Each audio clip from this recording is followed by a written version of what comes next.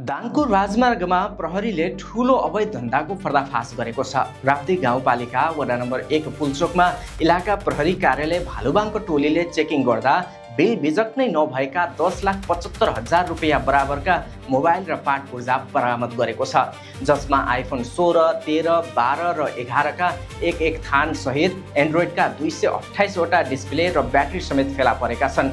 कुरा यतिमा मात्र सकिँदैन। जिल्ला प्रहरी कार्यालय दाङका डीएसपी डाक्टर हिमबहादुर केसीका अनुसार कर छली गरी भित्राइएका 73 बोरा आलु र 79 बोरा प्याज समेत नियन्त्रणमा लिएको छ, जसको मूल्य करिब 2,83,000 रुपियाँ छ।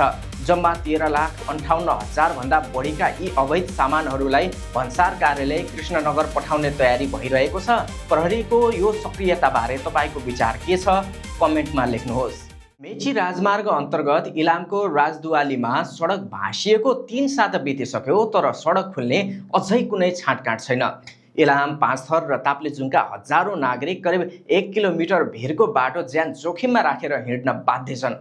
बिरामीलाई सेना र प्रहरीको स्टेसनमा बोकेर वारपार गराउँदै छन् भने खाद्यान्न र तरकारी ढुवानी ठप्प प्राय छ। करोडौँको ठेक्का लागे पनि काम भने सुस्त। जनताको आक्रोश यतिसम्म बढेको छ कि सरकारले सडक बनाउन सक्दैन भने हामी आफै चन्दा उठाएर श्रमदान गरेर सडक बनाउँछौँ। न त मुख्य सडक चल्यो, न त वैकल्पिक बाटो नै तयार भयो। अब भन्नुहोस्, जनताले कर मात्र तिरिरहने कि जनप्रतिनिधि र ठेकेदारलाई समयमै सडकमै उतार्ने? तपाईँको विचार के छ? कमेन्ट गर्नुहोस्। दाङको राप्ती गाउँपालिकाले विद्यालय तहबाटै वृक्षारोपणको संस्कार विकास गर्ने उद्देश्य सहित एक विद्यार्थी एक फलफुलको बिरुवा अभियान सञ्चालन गरेको छ। अभियान अन्तर्गत गाउँपालिका भित्रका सामुदायिक विद्यालयका विद्यार्थीहरूलाई करिब 8,000 फलफुलका बिरुवा वितरण गरिएको पालिका अध्यक्ष प्रकाश विष्टले बताउनु भएको छ। वितरण गरिएका बिरुवामा आँप, अम्बा, लिची लगायतका विभिन्न जातका फलफुल रहेका छन्।